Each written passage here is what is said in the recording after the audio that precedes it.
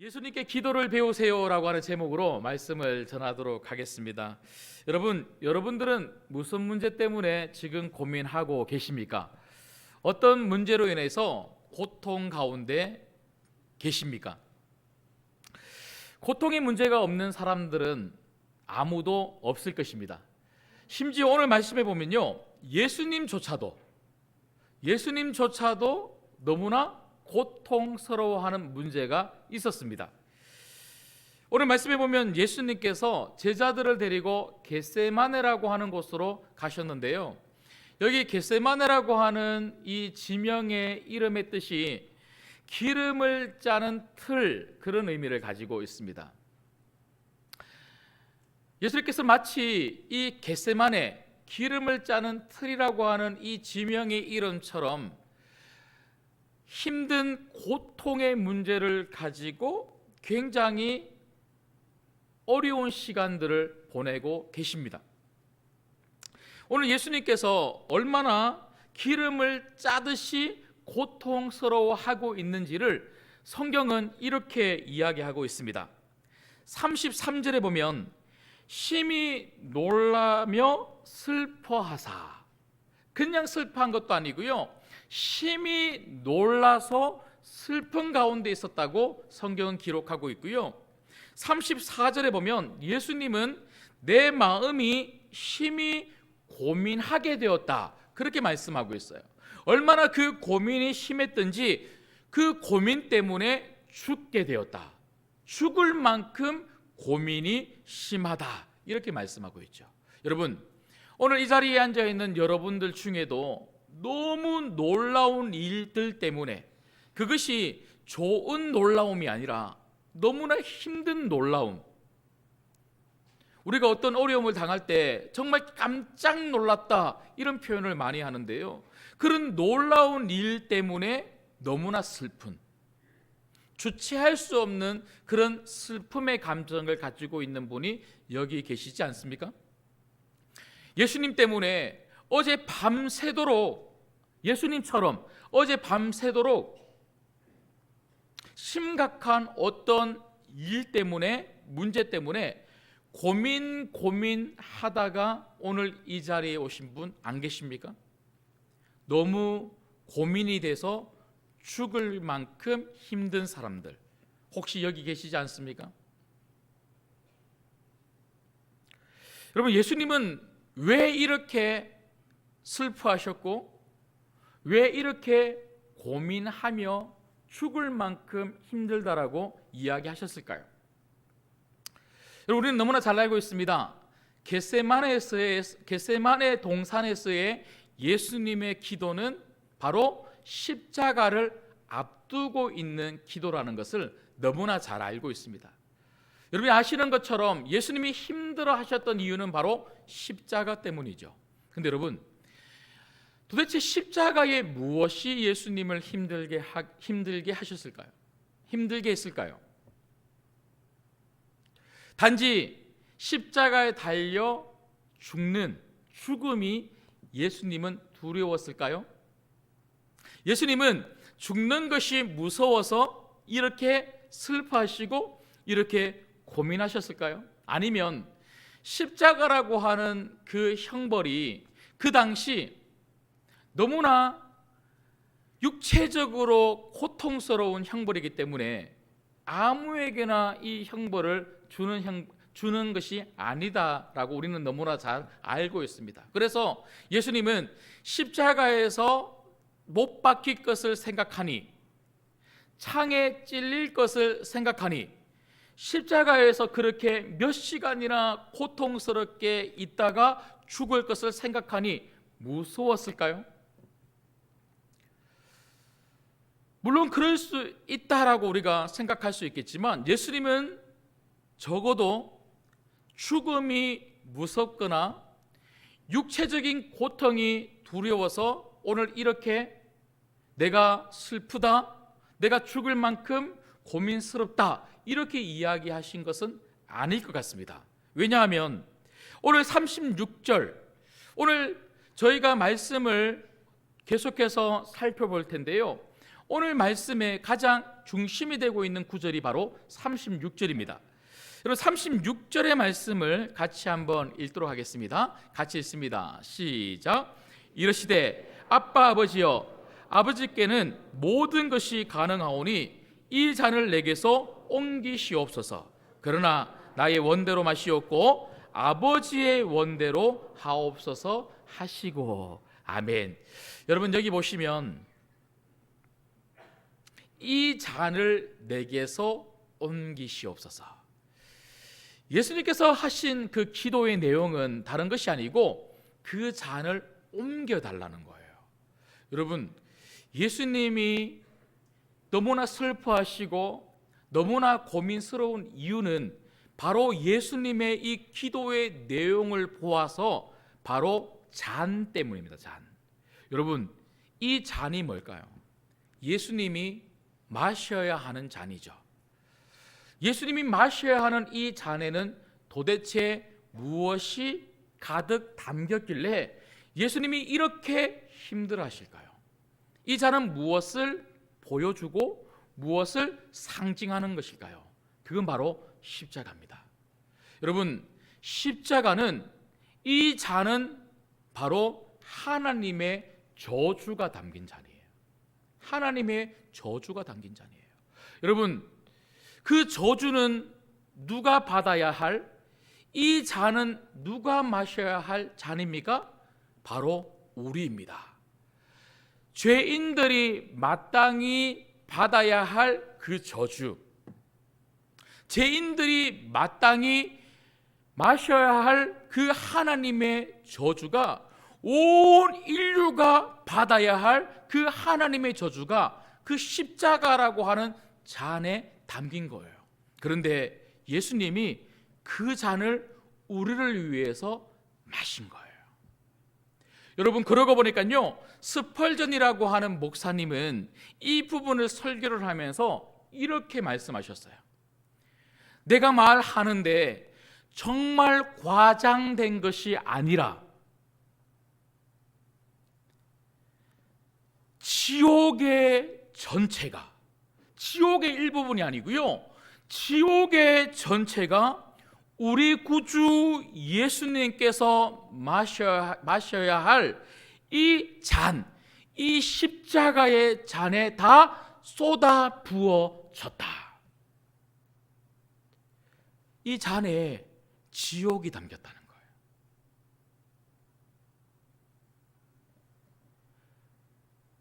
우리가 가야 할 그 지옥, 우리의 죄 때문에 마땅히 받아야 할 그 하나님의 저주와 진노가 그 잔에 담긴 거예요.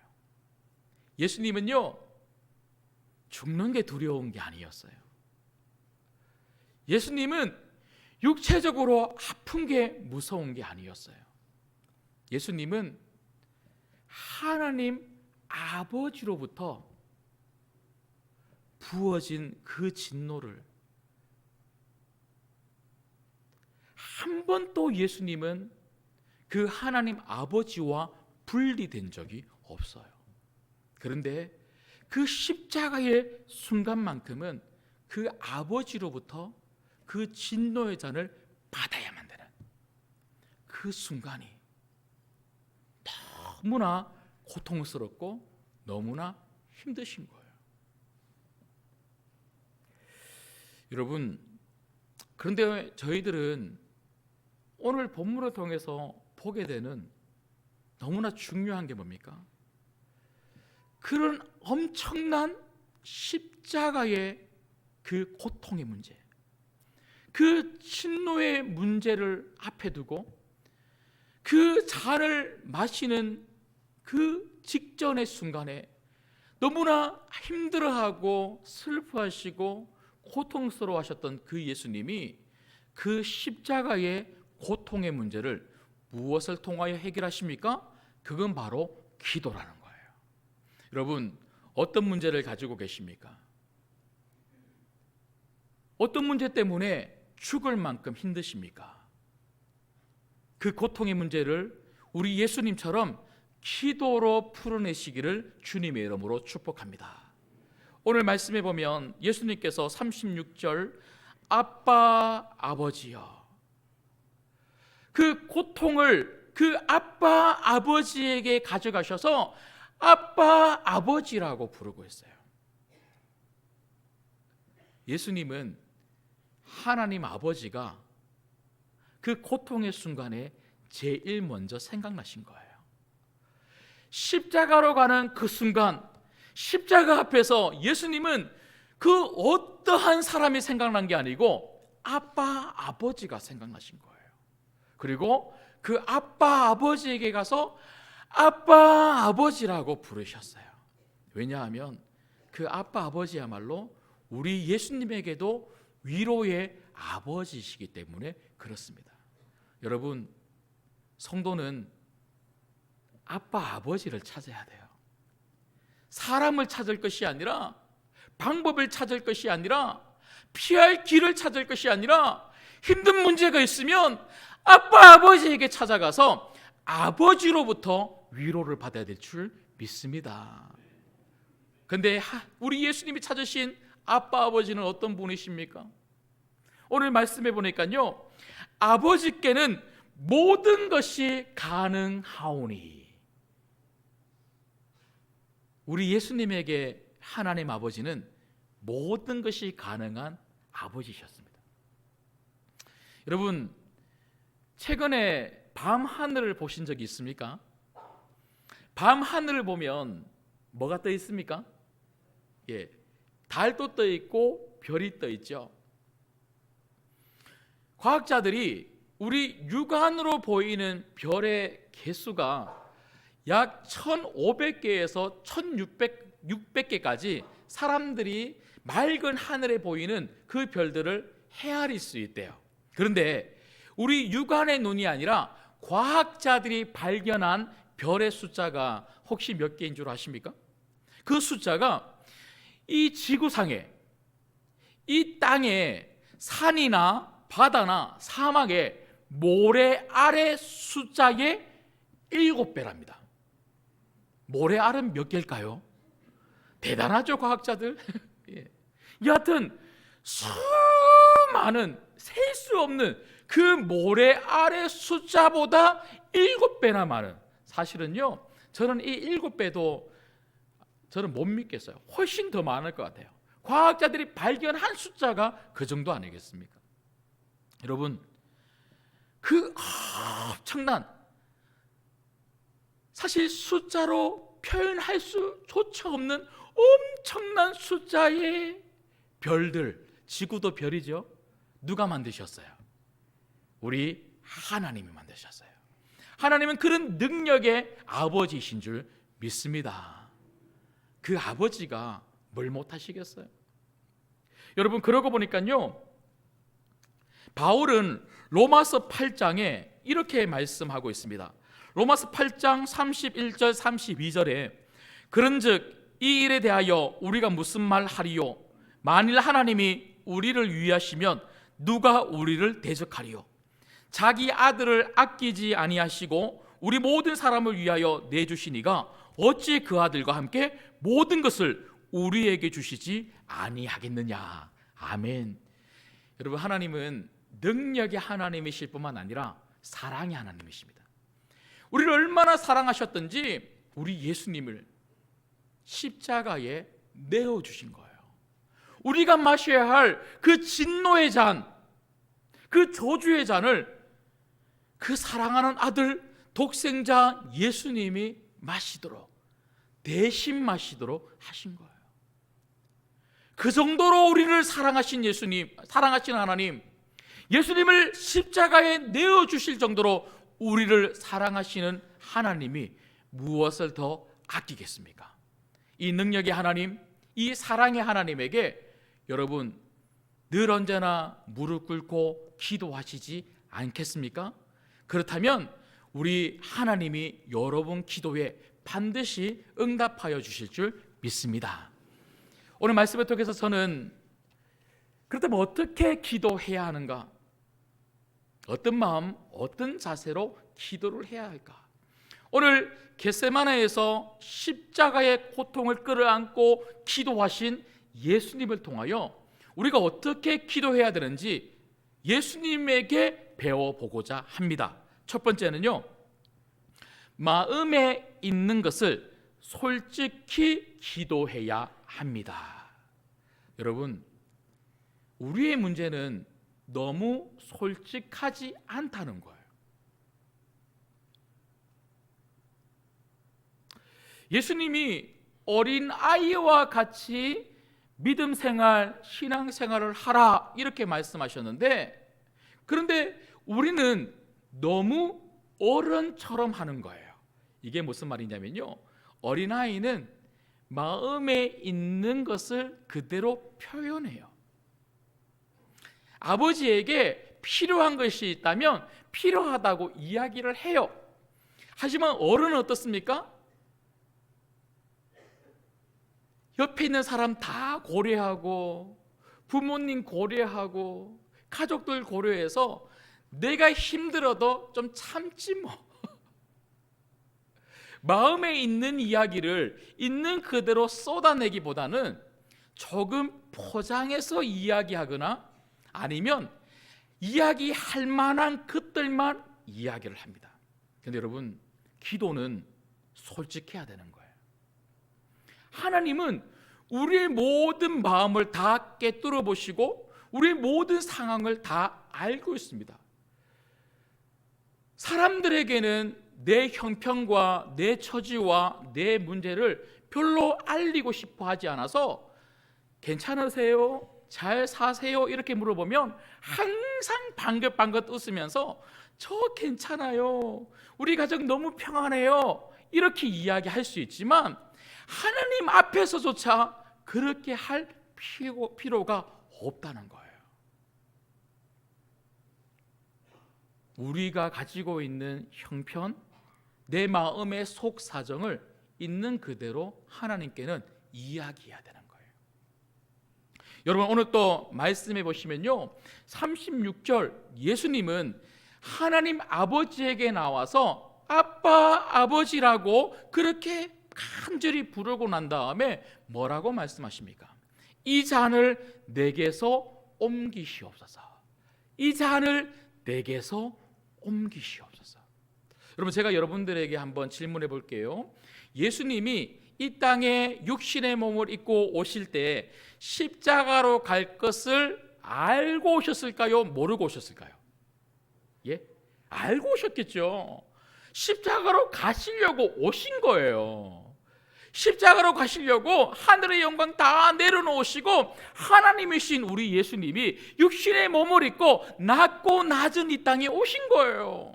그런데 그 예수님은 그 십자가 앞 바로 그 직전에 하나님에게 간절히 기도하는데 뭐라고 기도하냐면, 하나님, 아버지 하나님, 이 잔을, 이 십자가를, 이 저주의 잔을 제가 안 마실 수 있다면 안 마시고 싶어요.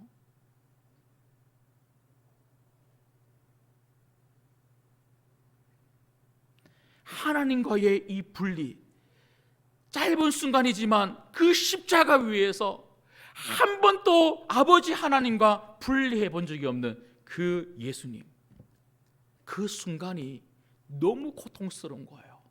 아버지로부터 아들 예수님이, 하나님 예수님이 그 저주의 잔을 마시는 것이 너무 고통스러운 거예요. 그래서 안 마시고 싶다고 예수님은 속에 있는 마음을 아버지에게 그대로 말씀하신 거예요. 여러분, 보통 우리가 기도가 참 어렵다고 말씀하시는 분들이 계세요. 그런데 기도가 잘 안 되고 어려운 많은 이유 중에 한 가지가 뭐냐면요, 너무 기도다운 문장을 만들어서 하려고 하니까 기도가 안 되는 거예요. 여러분, 우리 하나님 아버지는 좋은 기도의 문장, 화려한 단어들이 섞인 그런 기도의 문장으로 기도하셔야지만 잘 들어주시는 분이 절대로 아닙니다. 물론 이렇게 공적인 예배의 자리에서 우리가 기도를 할 때는요, 여러분 다 같이 기도할 수 있도록 잘 기도문을 작성해서 기도할 필요가 있지만, 공적으로 기도를 하든 개인적으로 기도하든 기도의 아주 중요한 태도 중에 하나는 마음이 담긴 기도를 해야 된다는 거예요. 그래서 기도가 안 나오면 하나님 앞에서 그저 주여라고도 할 수 있어야 하는 거예요. 그냥 마음을 쏟아내면서 주여 주여 하는 자들이 기도의 자리를 찾지 않는 자들보다 훨씬 더 하나님이 기뻐하십니다.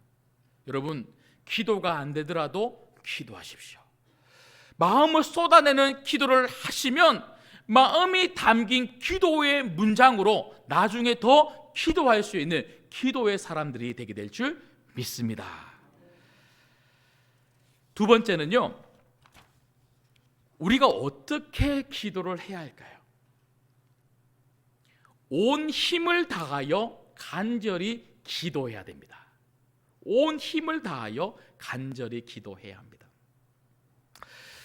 여러분, 마가복음에는 나오진 않지만 겟세마네의 이 예수님의 기도는요, 마태복음에도 나오고 누가복음에도 나옵니다.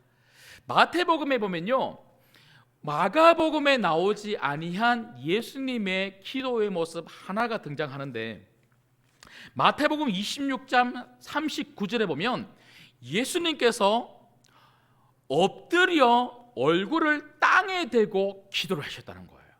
여러분, 제가 어제 한번 해보려고요, 양반 다리를 하고 엎드려 봤어요. 물론 제가 배가 좀 나왔기 때문에 숙여지진 않지만 웬만한 사람은요, 양반 다리하고 엎드리면 얼굴이 땅에 대지 않습니다. 혹시 대있는 사람 계십니까? 몇 분 계실 것 같은데 굉장히 그렇게 기도하면 힘들 것 같아요. 근데 예수님이 엎드려 얼굴을 땅에 대고 기도했다는 것은요, 무릎을 꿇고 얼굴을 땅에 대고 간절히 기도하셨다는 거죠. 그러고 보니까 누가복음 22장 44절에 보면 예수님께서 기도하셨던 그 모습을 누가는 마태나 마가보다 조금 더 디테일하게 아주 꼼꼼하게 작성했어요. 그러고 보니까 누가가 의사 출신이다 보니까 조금 세밀하게 보는 그런 눈이 있었던, 세밀하게 작성하는 그런 습관이 있었던 것 같아요. 그래서 그 내용을 어떻게 기록을 하고 있냐면요, 누가복음 22장 44절에 이렇게 기록하고 있습니다. 예수께서 힘쓰고 애써 더욱 간절히 기도하시니 땀이 땅에 떨어지는 핏방울 같이 되더라. 아멘. 예수님 어떻게 기도하셨다고요? 힘쓰고 애쓰고 더욱 간절히. 같은 말을 누가는 바꾸어 가면서 3번이나 예수님께서 온 힘을 다해 기도하셨음을 강조하고 있는 거예요.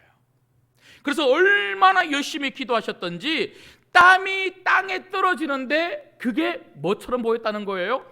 핏방울처럼. 여러분, 도대체 우리가 어떻게 온 힘을 다해 기도하면 땀이 핏방울이 될 정도로 기도할 수 있을까요? 어떻게 기도하면 진액을 다 쏟아내는 그런 기도를 할 수 있을까요?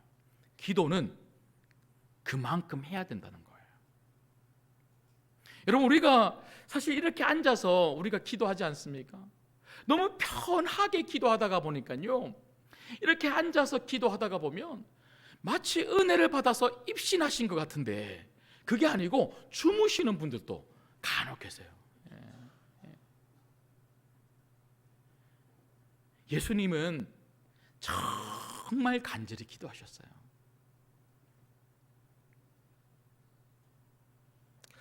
여러분, 그러고 보니까 우리가 기도하면 참 여러 사람이 생각이 날 텐데, 한나의 기도,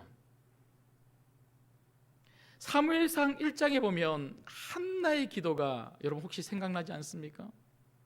한나가 너무나 마음이 괴로워서 사무엘상 1장 10절에 보니까요, 마음이 괴로워서 뭐 했다고요?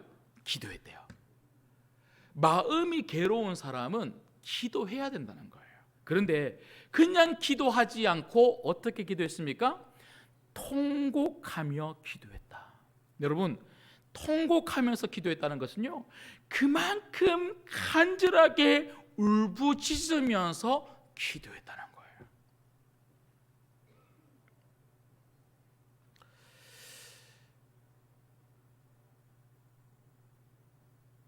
우리가 물에 빠졌는데 살려달라고 하면서 여러분 손을 이렇게 굉장히 고상하게 흔들면서 거기 누구 없어요? 이렇게 말할 분 계십니까? 나중에 누가 살려주면 혹시라도 부끄러울까봐 좀 고상하게 살아날 걸 예상하면서 누가 좀 나를 살려주세요, 이렇게 말할 사람 한 명도 없을 거예요. 물에 빠지면 죽는 거예요. 죽는 사람은 소리를 쳐야 되는 거죠. 살려주세요, 살려주세요 하고 울부짖으면서 부끄럽든 말든 그냥 막 소리를 지르는 거예요. 여러분, 우리가 왜 기도의 자리에서 부르짖어 기도하지 못하는 줄 아십니까? 왜 간절함이 안 나오는 줄 아십니까? 왜 눈물이 안 나오는 줄 아십니까? 왜 온 힘을 다해서 기도를 안 하는 줄 아십니까? 아직은 덜 답답한 거예요. 덜 답답한 사람은요, 기도의 자리에 오지 않아요. 덜 답답한 사람은 기도의 자리에 와도 말로는 죽겠다 그러고, 말로는 큰일 났다 그러고, 너무 고통스럽다 그러고, 우리 가정이 힘들다고 말로는 그러는데 아직 살만하니까 하나님 앞에서조차도 예의 차리고 있는 거예요. 마음의 문을 딱 닫아놓고, 하나님, 제가 보여주는 만큼만 그냥 그렇게 들으시면 됩니다. 하나님, 제가 말씀드리는 만큼만 그만큼만 해주시면 됩니다. 그러면서 그저 적당하고 피상적인 기도만 우리가 혹시 하고 있지는 않습니까? 정말 답답한 사람, 정말 죽을 만큼 힘든 사람은요, 하나님 앞에 나와 무릎을 꿇고 사실은 소리를 지를 수조차도 없을 만큼 꺽꺽거리면서 마치 숨이 넘어갈 듯한, 하나님이 저를 도와주시지 않으면 저 정말 죽습니다. 그 정도의 기도, 오늘 그 정도의 기도가 우리에게 필요하지 않은가요? 지난 5월 19일 금요일에 팀 켈러라고 하는 목사님이 소천을 하셨어요. 여러분 잘 아시는 것처럼 팀 켈러 목사님은요, 미국에서 아주 유명한 복음주의적 신학자요 설교가입니다. 목회자죠. 사실 미국에서만 유명한 게 아니고 전 세계적으로 엄청 존경을 받고요, 특히 많은 목회자들이 배우고 따라가고 싶은 1순위가 팀 켈러 목사님이십니다. 근데 이 팀 켈러 목사님이 2020년도 한 3년 전인데요, 5월 달에 췌장암 말기 4기의 판명을 받으셨어요. 그때부터 치료를 받기 시작하고 다행히 수술을 하게 되어서 90% 이상 암 덩어리를 제거를 했다고 하는데, 그래서 좋아지고 있다가 최근에 좀 굉장히 안 좋아지셔서 이분이 회복하지 못하고 지난 금요일에 소천하셨어요. 제가 이분과 관련된 기사들을 좀 읽어보다가 보니까요, 이분이 암에 걸리시고 투병하는 기간 동안에 늘 하셨던 말씀이 이런 말씀이셨대요. 나는 암에 걸리면서 나의 기도가 정말 간절해졌습니다. 암을 통해서 기도가 간절해졌다는 거예요. 그리고 나를 지탱하는 것은 오직 하나님 말씀밖에 없다는 것을 깨달았습니다.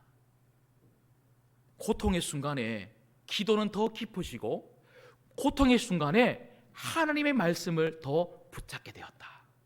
그래서 이분이 암투병하는 기간 동안 다른 거 안 했대요. 시편 말씀 열심히 읽고 기도하고 시편 말씀 열심히 읽고 운동하고 시편이 그렇게 위로가 됐대요. 여러분 혹시라도 오늘 여러 가지 많은 어려움 속에 고통 가운데 있는 성도님들이 있다면 이번 주간에 시편 말씀 한번 읽어보십시오. 굉장히 은혜가 될 거예요. 그래서 이 팀 켈러 목사님이 이런 말씀을 생전에 하셨대요.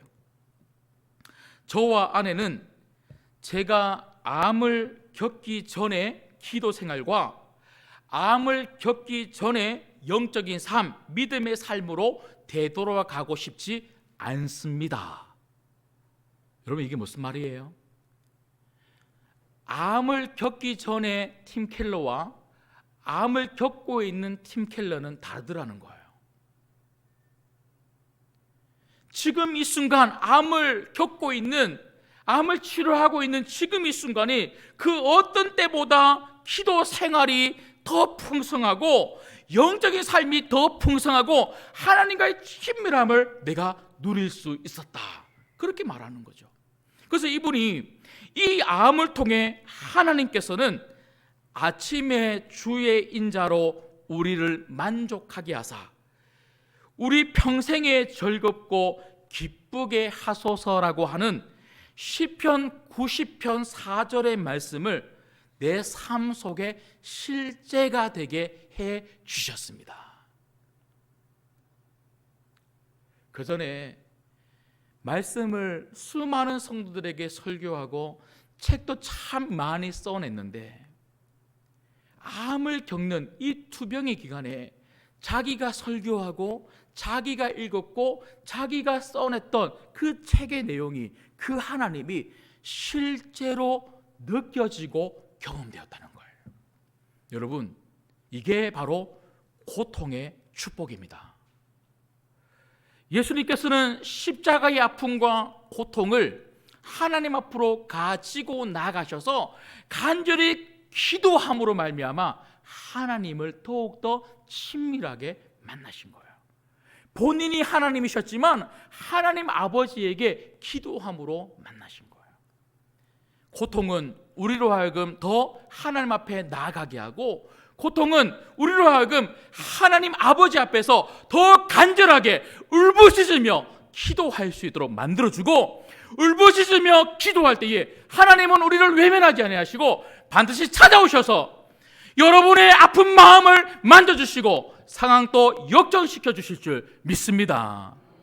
이 하나님을 기도로 만났으면 좋겠어요. 마지막입니다. 오늘 예수님으로부터 배우는 기도의 태도와 모습과 자세와 마음, 그 세 번째가 무엇입니까? 하나님의 뜻에 집중하며 기도해야 됩니다.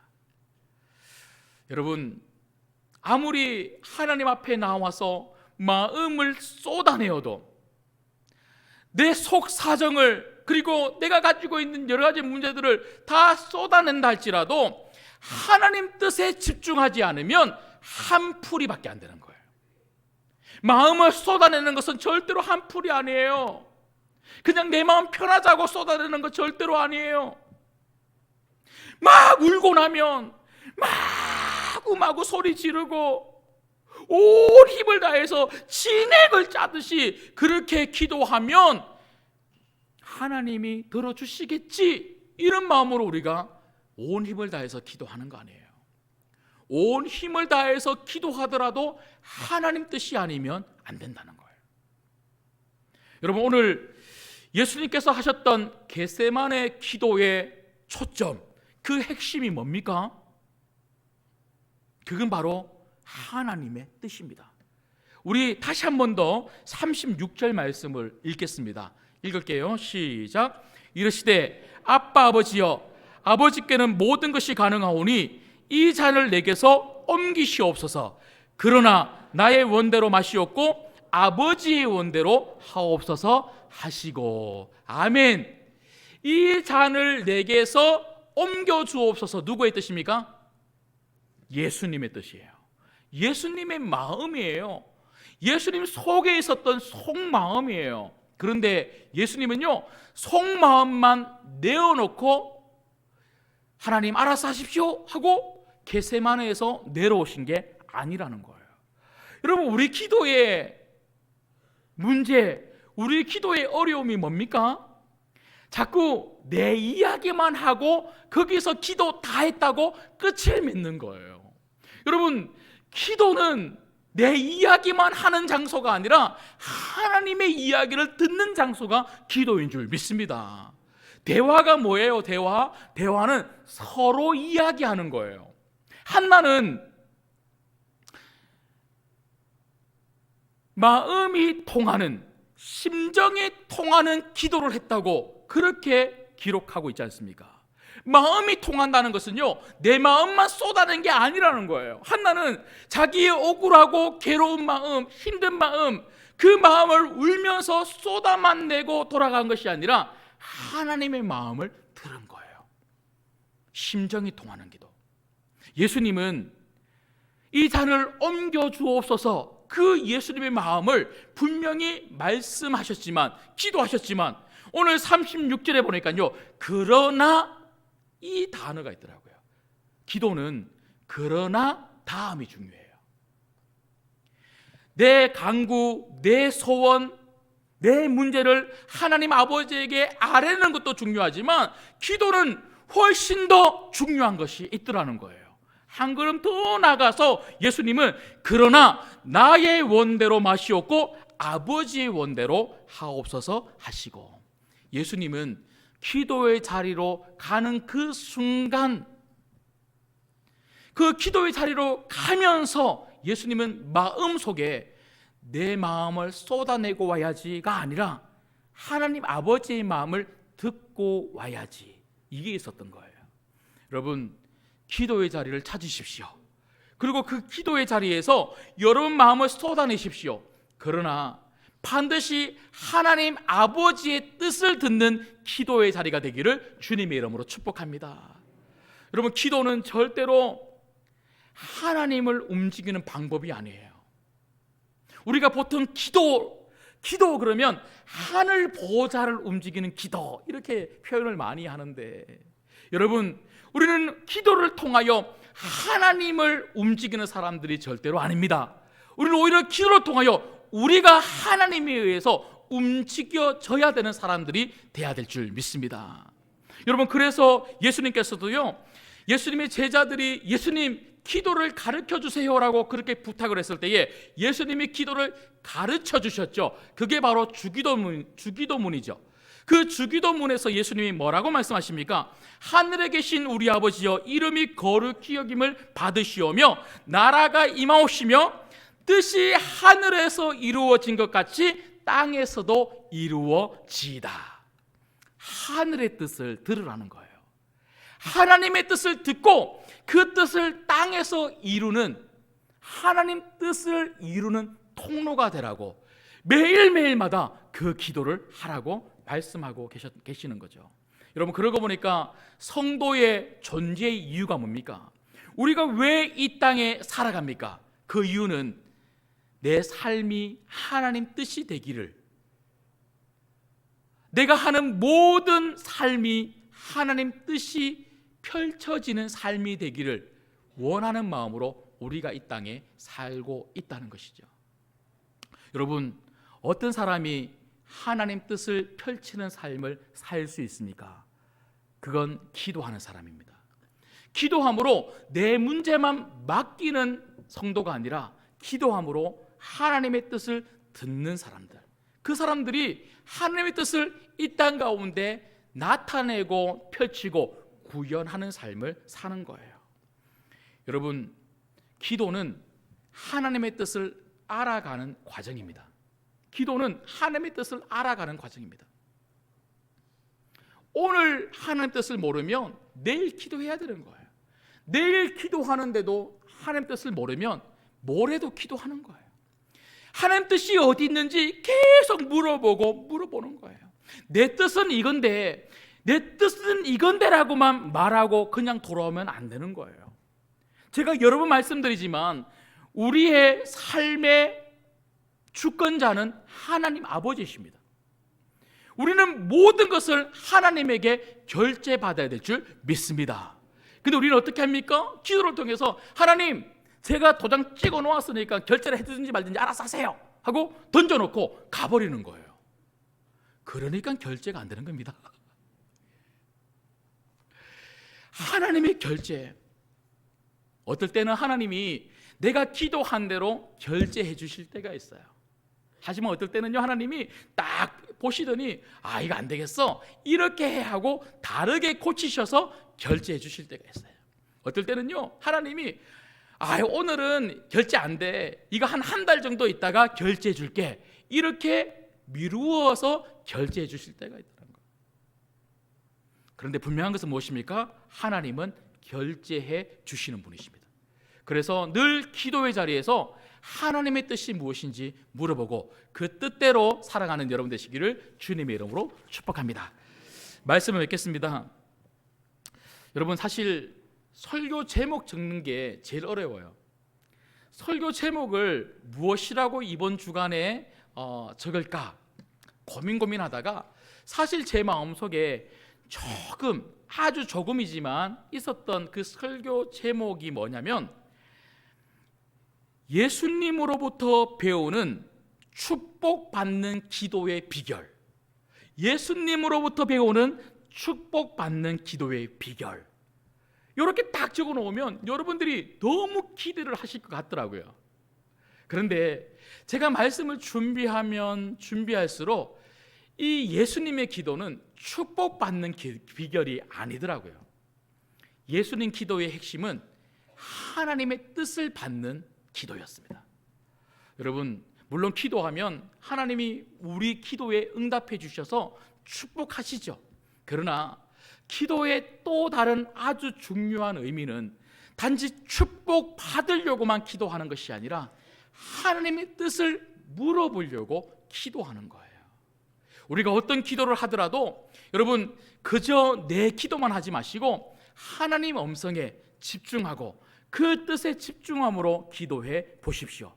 하나님 뜻에 집중해서 마음을 쏟아내고 하나님 뜻에 집중해서 온 힘을 다해서 기도하고 하나님 뜻에 집중해서 기도할 때에 반드시 하나님께서 하나님의 뜻을 여러분들에게 말씀하시고 그 말씀하신 뜻에 여러분들이 순종할 때에 놀라운 축복이 있게 될 줄 믿습니다.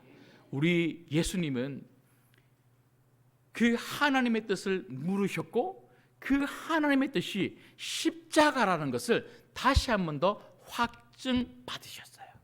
그리고 그 하나님의 뜻, 십자가, 그 고난의 잔, 저주의 잔, 그 고통의 잔을 예수님은 기꺼이 받아 마시셨어요. 우리를 위해서. 그랬을 때 우리 예수님께서 하나님이 결제하신 그 결제에 순종하고 복종했을 때에 온 인류 구원의 길을 열어놓으신 줄 믿습니다. 하나님 뜻에 순종하십시오.